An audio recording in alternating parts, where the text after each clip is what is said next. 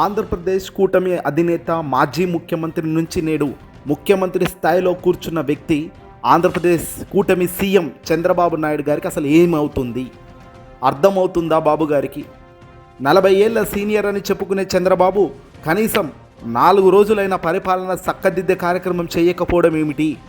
జరుగుతున్న ప్రచారాలు, హోరెత్తుతున్న అంశాలు చూస్తుంటే కూటమి పగుళ్లకు పెద్ద రంధ్రాలే పడుతున్నాయి అంటే ఎస్, అవును అనే సమాధానం ఇప్పుడు ప్రజల నుంచి వస్తుంది. ఆంధ్రప్రదేశ్ రాజకీయాల్లో హెరిటేజ్ అంశం ఇప్పుడు పెను సంచలనంగా మారింది. ఈ విషయంలో రాష్ట్ర ప్రభుత్వం తీవ్ర కలకలంలో పడిపోయింది. అసలు హెరిటేజ్ సంస్థకు తిరుమల తిరుపతి దేవస్థానానికి సంబంధించిన నెయ్యి సరఫరా చేస్తున్న ఇందాపూర్ డైరీకి మధ్య ఉన్న సంబంధం ఏమిటి?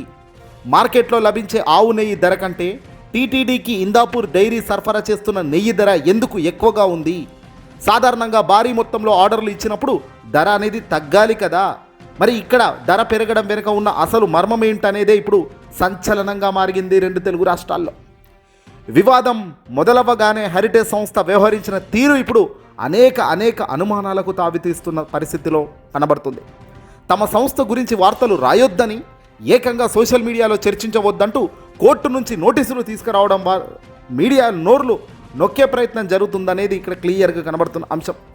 పారదర్శకంగా ఉంటే వివరణ ఇవ్వాలి, కానీ ఇలా బయట పెట్టే ప్రయత్నం చేయడం అంటే ప్రభుత్వంలో ఒక రకమైన ఆందోళన, ఆవేశం, ఆక్రోశం కనబడుతుందనేది క్లియర్గా కనబడుతుంది. గత వారం 10 రోజులుగా శాసనమండలిలో ఈ అంశంపై చర్చ జరగాలని వైసీపీ ఎమ్మెల్సీలు పట్టుబడుతున్న సంగతి మనకు చూస్తున్నాం. ప్రతిపక్ష నేత అయిన బొత్స సత్యనారాయణ ఆధ్వర్యంలో వరుసగా వాయిదా తీర్మానాలు ఇస్తున్నా మండలి చైర్మన్ వాటికి తిరస్కరిస్తూనే వస్తున్నారు. ఇక ఇదే సమయంలో వైసీపీ నుంచి కూడా గెలిచి టీడీపీలోకి వెళ్ళిన ఎమ్మెల్సీలతో ప్రభుత్వం ఎదురుదాడి చేయించడం ఒక చీప్ పాలిటిక్స్గా ప్రజలు గుర్తిస్తున్నారు. ఇక్కడ ఒక ఆసక్తికరమైన అంశం కూడా ఉంది. వైఎస్ఆర్సీపీ పార్టీ బలంగా ఉన్న మండలిలో చర్చకు ప్రభుత్వం సిద్ధంగా లేదు, కానీ అసలు ప్రతిపక్షమే లేని అసెంబ్లీలో హెరిటేజ్ అంశంపై చర్చిస్తామంటూ కూటమి ప్రభుత్వం ప్రకటించడం నిజంగా విడ్డూరంగా ఉంది. అసలు ఎక్కడ మిమ్మల్ని అపోజ్ చేసే వాళ్ళే లేనప్పుడు మీరు మాట్లాడేదే వేదమవుతుంది, కానీ అదే మండలిలో ఎందుకు రెడీగా ఉండడం లేదు? ఎందుకంటే మండలిలో బలం ఉందనా? మండలిలో వాళ్ళు చెప్పేదే బలమైన వాయిస్ వినబడుతుందనా? ప్రశ్నలు అడిగేవారు లేని చోట చర్చలు పెట్టి తాము చెప్పాలనుకున్నది చెప్పి చేతులు దులిపేసుకోవాలన్నదే కూటమి ప్రభుత్వ వ్యూహమా? మండలిలో చర్చించడానికి ప్రభుత్వానికి ఉన్న ఇబ్బంది ఏమిటి? వాస్తవంగా ఈ జరుగుతున్న పరిణామాలన్నీ గమనిస్తుంటే అసలు చంద్రబాబు నాయుడు గారు 40 ఏళ్ల సీనియర్ రాజకీయ నాయకుడు చేసే పనులేనా అని ఈరోజు ప్రజలు చర్చించుకుంటున్నారు. గతంలో ఎప్పుడు ఇంత దారుణంగా చంద్రబాబు పరిపాలన లేదు.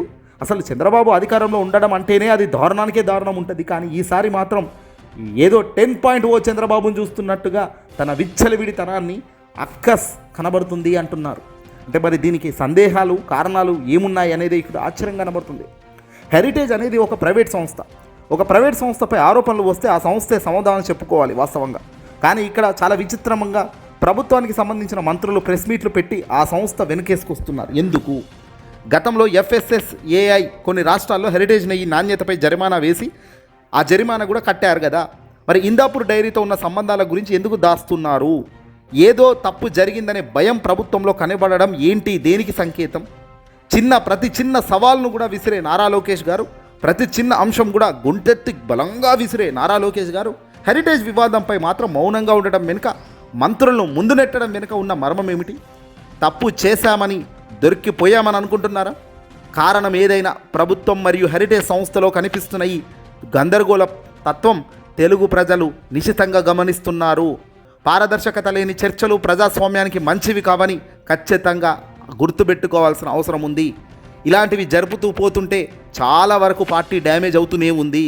గుట్టు చప్పుడు కాకుండా జరుగుతున్న డ్యామేజ్కు ఎవరు కారణం కాదు, మీ నిర్ణయాలు వెరసి మీరు వేస్తున్న అడుగులే కారణం. ఆంధ్రప్రదేశ్లో అధికారం అనేది వచ్చి దాదాపుగా 2 సంవత్సరాలు అవుతున్న తరుణంలో ప్రతి అంశం సంచలనమే, ప్రతి అంశం గందరగోళమే. రెడ్ బుక్ రాజ్యాంగం అంటూ విర్రవీగుతూ ముందుకు పోతున్న వీళ్ళని చూస్తుంటే నిజంగా రాబోయే కాలంలో అదే రెడ్ బుక్ను మడత పెట్టేస్తారు ప్రజలు అన్నది సిద్ధంగా ఉన్నారు ప్రజలు. ఏదేమైనా తిరుమల తిరుపతి శ్రీ దేవస్థానంకు సంబంధించిన లడ్డూ నెయ్యిలో కల్తీ కలిసిందన్నది వీళ్ళే, లేదండి అని సుప్రీంకోర్టు ఇచ్చిన తీర్పులో కూడా, సుప్రీంకోర్టు ఇచ్చిన క్లీన్ షీట్లో కూడా అవి లేవు, పందికొవ్వు లేదు, ఫిష్ ఆయిల్ లేదు, ఈ పందికొవ్వులు ఫిష్ ఆయిల్ లాంటివి అసలు అక్కడ కలవలేదు అని తేల్చేసినప్పటికీ కూడా ఇంకా దానిపై రాజకీయం చేస్తూ ఏకంగా సొంత కంపెనీ అయిన హెరిటేజ్ బయటకు రావడంతో హెరిటేజ్కి సంబంధించి పదవిలో ఉన్న మంత్రులు సమాధానం చెప్పడం, పదవిలో ఉన్న మంత్రులు దాన్ని వెనకేసుకురావడం అంటే ఇంతకు మించిన అన్యాయం మరొకటి లేదు. ఈ కల్తీలు పాలు త్రాగడం వల్ల కూడా మంది చనిపోతున్నారు. ఆంధ్రప్రదేశ్కే కాదు వేరే వేరే ఇతర రాష్ట్రాల్లో కూడా హెరిటేజ్ మీద నోటీసులు జారీ చేశారు, ఫైన్లు కూడా కట్టుకున్నారు. ఏదేమైనప్పటికీ కూడా ఇది అటు జరిగి 40 ఏళ్ళ సీనియర్ రాజకీయ నాయకుడిని అని చెప్పి చంద్రబాబుకి అయితే బట్టలు దించుకునే డ్యామేజ్ అయితే అవుతూనే ఉంది.